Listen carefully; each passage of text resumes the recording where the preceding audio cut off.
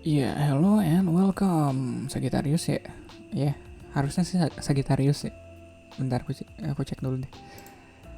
Iya, Sagittarius sebelum Capricorn setelah Scorpio. Oke. Iya, hello and welcome Sagittarius. Aduh aja ada tag ulang gitu. Iya, selamat datang di Lentera Intuitif. Kok aku ngeblank ya? Selamat datang di Lentera Intuitif. Saya Sona Swender. Biar akrab panggil Kadal aja. Nggak gimana Bang Kadal aja, nggak ajahnya nggak usah diikutin ya. Malam ini atau enggak sih, aku ya malam ini dan malam kemarin lebih tepatnya aku bikin readingan zodiak per awal awal bulan, dan mudah-mudahan akhir bulan ya, mudah-mudahan akhir bulan aku ntar ada waktunya. Semoga. Dan awal bulan ini kita punya solar eclipse tanggal 8 hari ini sebenarnya, walaupun gak lewat Indonesia ya.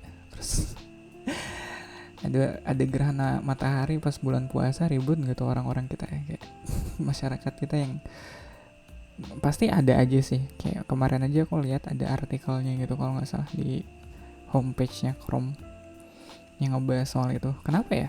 Eh, ini kita kayak nge-podcast dulu, kayak di apa sih, di tiap zodiak yang lain juga 5 menit pertama aku ngebahas soal itu, kayak kecenderungan masyarakat kita terhadap hal-hal yang berbau tahayul atau superstition kayak gitu. Ya lagi ya, aku udah bilang ini berkali-kali sih, tapi aku nggak akan bosan. Emang agak aneh dengerin dari seorang tarot reading, soalnya basically apa ya, yang aku lakukan di sini juga kan berbau tahayul, bukan? Ya to some degree iya sih, nggak to some degree, tergantung sih. Kalau nanya ke aku tarot reading di level apa, kayak ada apa sih, hmm, kalau yang aku lihat sih mungkin, atau yang aku tonton in general, biasanya aku nyari tarot reader yang benar-benar apa ya, uh, yang gak apa ya, yang gak segitunya, ngerti gak sih? Gak ngerti kayak. uh, ada satu taraf gitu. Jadi gampangnya gini, kayak kemarin aku ditanya sama temenku, di setelah setelah sesi personal reading gitu, kayak bedanya apa sih bikin tarot apa ya,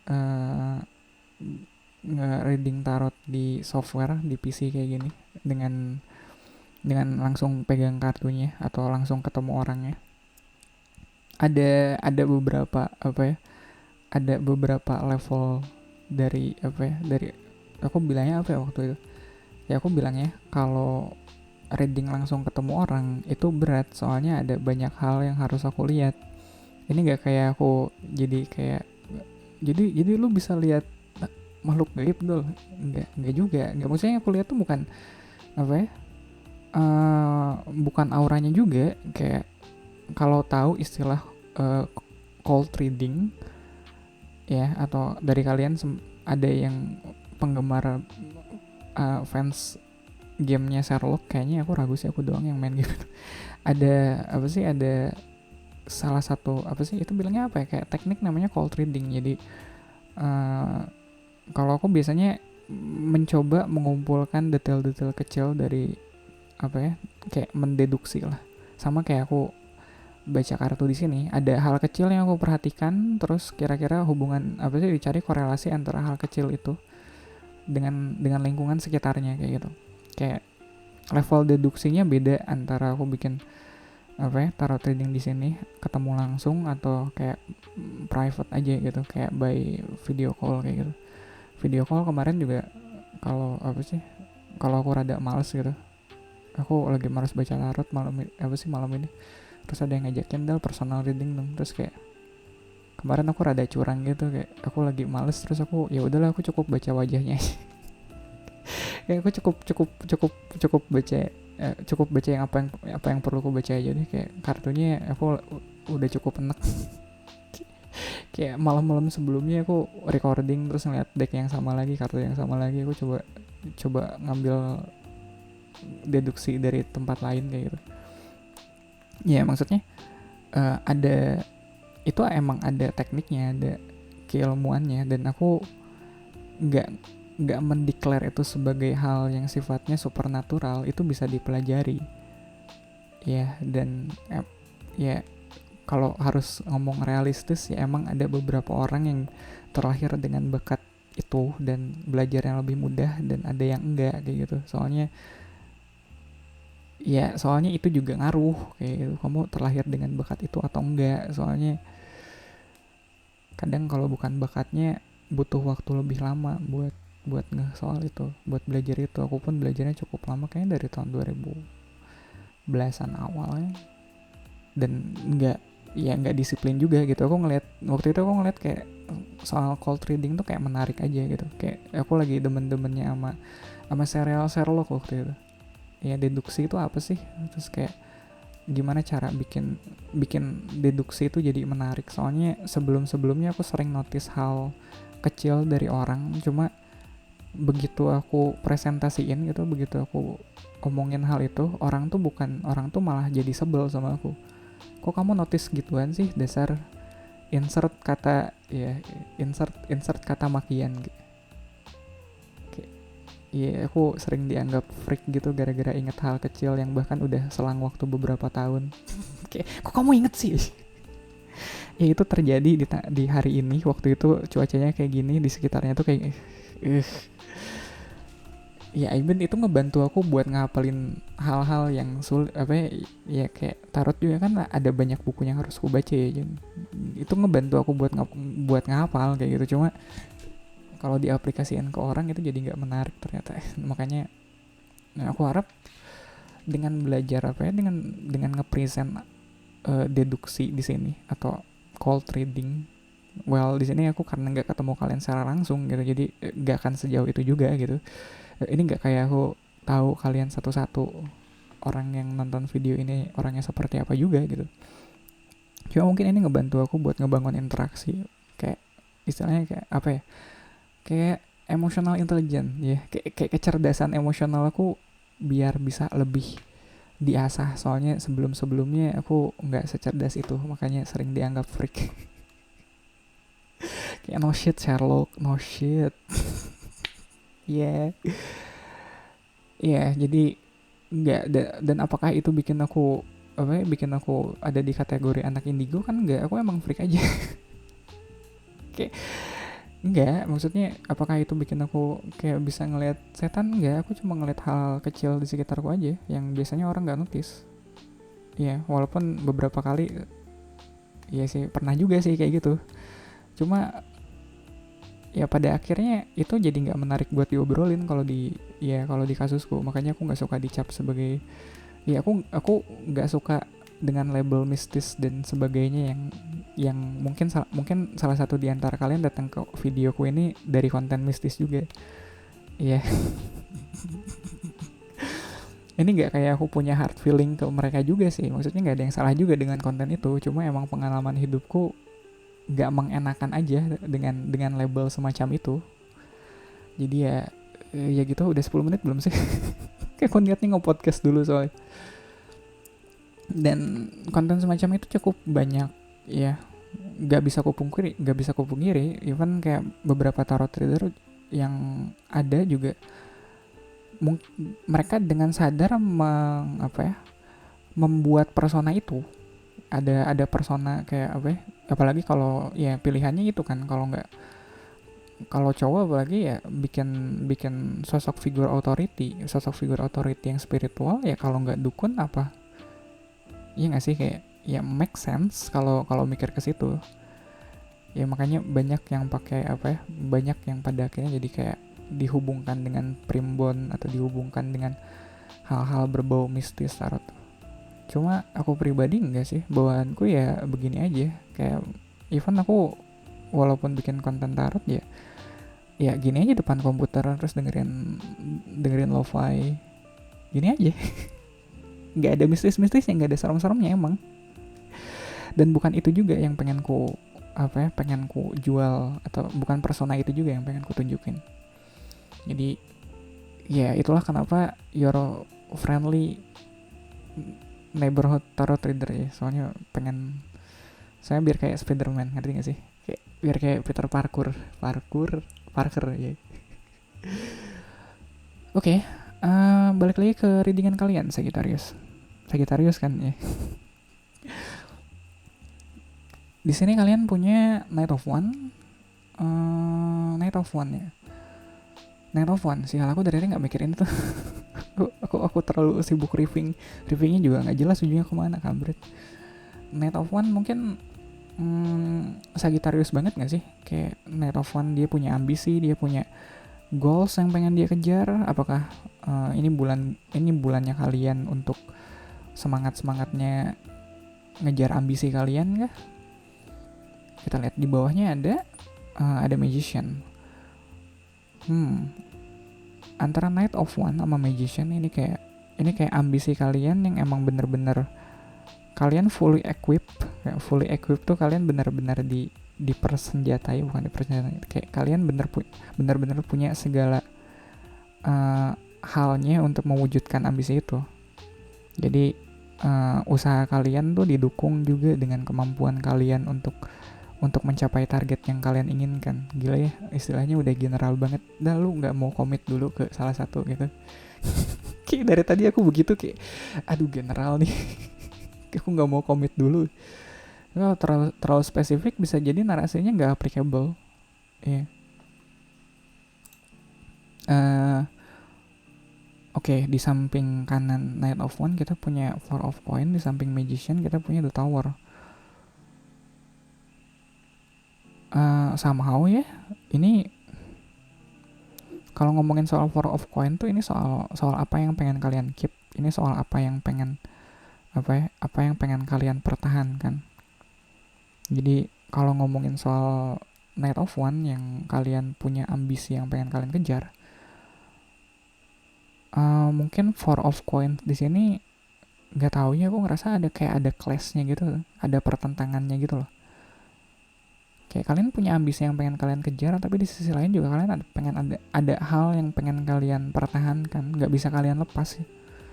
Ya demi ambisi ini, si Four of Coin ini nggak bisa kalian lepas, by the way. Nggak tahu ini apa. Serius dah, lu nggak mau komit? Nggak mau komit nih? Nggak mau. Ini general. Narasinya kayaknya bakal dibikin seumum mungkin, soalnya ini bisa applicable buat banyak hal, dan kalau aku komit ke salah satu narasinya malah jadi nggak relevan buat yang lain, ngerti nggak sih? Dan di bawahnya ada Tower di samping Magician, dan nggak tahu sih Tower di sini, aku tiap kali ngeliat kartu Tower bawaannya waspada, by the way. Kayak ada apa ya, ini ada Tower ya, ada apa ya di Tower kan?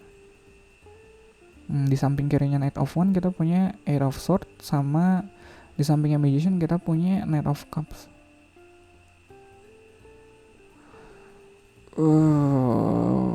Gimana ya? Apakah ini kayak ada somehow sih? Ini kayak ada, susah banget ya aku bilangnya. Kayak ada perasaan yang pengen kamu pertahankan. Ya kalau ngelihat Eight of Swords di situ, dia kayak apa ya? Dia ada bubble yang ngelindungin dia dari, ini kayak ya bubble, soalnya ini kayak interpretasi aku soal Eight of Swords udah lain nih. Udah bukan Eight of Swords yang biasa aku pakai. Cuma ada sense of home kali. Ada perasaan yang bikin kamu ngerasa aman. Jadi kayak apa sih, ambisi kamu untuk maju tuh terhalang oleh keinginan kamu untuk feel like home. Kalian gak mau ngerusak apa yang udah kalian miliki buat terus maju. Ya, kalian tetap butuh that sense, ya ngerti gak sih, perasaan nyaman di rumah itu. Cuma kalau kalian maju, kalau kalian terus maju ngejar ambisi kalian, mungkin itu bakal harus kalian korbankan kayak gitu. Atau ya kayak bakal ada tower moment di situ yang nggak bisa kalian hindari. Sama ya apa ya, interpretasi aku soal Eight of Swords di sini agak beda sih. Nggak kayak biasanya, soalnya bubble di sini, atau apa sih, gelembung yang melindungi si figur ini dari pedang-pedang ini aku nggak ngerasa ini ada niat buruk kayak gitu. Kayak soalnya di bawahnya ada Knight of Cups. Ya, Knight of Cups tuh dia cukup apa ya, dia messenger of love, man. Dia kalau udah ngomongin perasaan dia sangat protektif. Dia nggak, Knight of Cups tuh nggak mau nyakitin perasaan siapapun. Jadi mungkin ya makanya tadi aku bilang kayak ada perasaan yang sebelumnya bikin kamu nyaman, makanya aku bilang kayak sense of home. Ya nggak harus perasaan kayak di rumah juga sih. Yang ngehalangin kamu buat ngejar ambisi kamu mungkin. Dan aku nggak ngeliat ada kartu apapun kayak two of one, two of coins, atau two of sword yang mengharuskan kalian untuk memilih sih. Jadi ini bukan hal yang harus kalian tentukan, atau ini bukan hal yang harus kalian pilih antara kenyamanan atau keamanan kalian di sini dengan ambisi kalian buat terus maju di sini. Kayaknya bukan hal yang harus kalian pilih juga. Ada Three of Swords sama Justice di antara Eight of Swords sama Knight of Cups. Iya, kalian segitu nggak mau terlukanya. Iya, walaupun di satu sisi terluka itu perlu, mau nggak mau loh. Nggak, kalian kalau emang udah waktunya buat sakit ya sakit. Mau kalian menghindar kayak gimana pun, mau kalian coba berlindung di bawah apapun ya, kalau udah waktunya sakit mah sakit.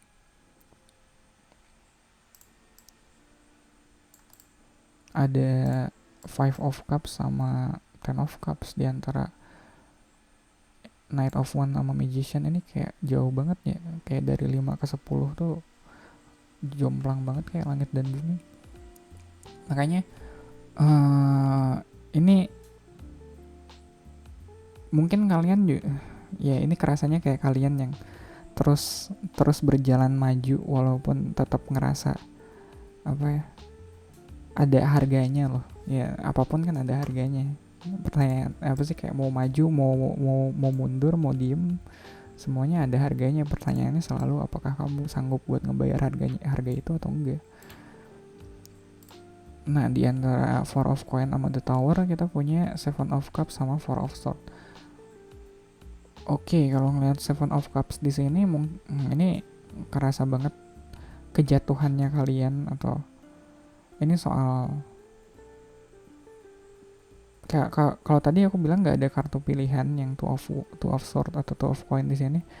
Soalnya pilihannya mungkin nggak cuma 2, tapi pilihannya banyak. Ada Seven of Cups di sini.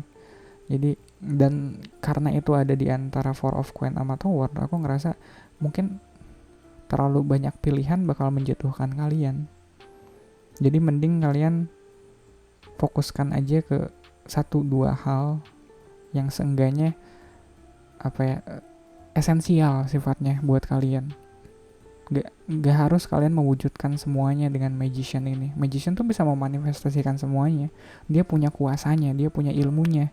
Tapi buat kasus kalian di sini, apalagi ada Knight of One di sini, kayaknya nggak semuanya harus kalian manifestasikan. Nggak harus semuanya harus kalian kejar ambisi itu. Cukup fokus sama 1-2 hal aja yang sekiranya esensial di hidup kalian. Jangan sampai itu jadi mengorbankan hal yang penting banget buat kalian. Jangan sampai kalian mertahanin hal yang harusnya kalian lepas dan melepaskan hal yang harusnya kalian pertahanin. Ironis banget bukan? Jadi ya keep in touch dengan disusun lagi kali ya skala prioritasnya. Iya gak sih?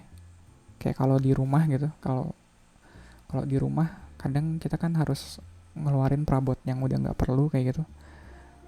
Ya gituan kan, perabot yang nggak perlu juga kan kudu dipertimbangkan lagi. Kayak ini aku masih perlu nggak ya? Ini aku masih butuh nggak ya? Ini ya kesannya kayak gitu deh. Kayak analoginya adalah kalian yang lagi beres-beres rumah, terus ngelihat ini perabot aku masih butuh nggak ya? Kayak gitu. Supaya ya kenapa harus disortir, supaya kalian jadi punya lebih banyak ruang untuk hal-hal baru di kemudian hari. Jadi hal lama yang sekiranya udah nggak produktif, udah nggak kepake gitu, ya itu waktunya dikeluarin biar hal-hal barunya bisa bisa ada tempat di hidup kalian. hmm. Begitu Sagittarius ya. Sagittarius kan aku kalau ya harusnya tuh di sini ya, di sini aku tuh apa sih masang masang zodiak sign, cuma kemarin aku lupa jadi baru inget di zodiak Leo, terus kayak aduh ini kalau aku tiba-tiba masang ini terus di yang lainnya enggak, jadinya nggak konsisten ya. Jadi aku pikirnya ya udahlah semuanya aja giniin, cuma kesini aku mikir aduh kok aku jadi ragu mulu ini di zodiak mana ya. Anyway, Sagittarius, segini aja dulu ya. Semoga bermanfaat ya. Semoga aku bisa mengisi waktu kalian dengan baik. Semoga ini bukan waktu yang kalian sesali dan pengen kalian tagih lagi. Balikin waktu gue, nggak bisa. Waktu nggak bisa ditagih kayak gitu. Ini semoga waktunya bermanfaat. Terima kasih untuk segala dukungannya, untuk like, sub, sama komentar-komentar sama kata-kata baik yang kalian tulis di kolom komentar. Ya aku sangat bersyukur ada di antara kalian, maksudnya di komunitas ini, walaupun bisa dibilang komunitas ya. Ya, Sagittarius, I'll see you in your next reading.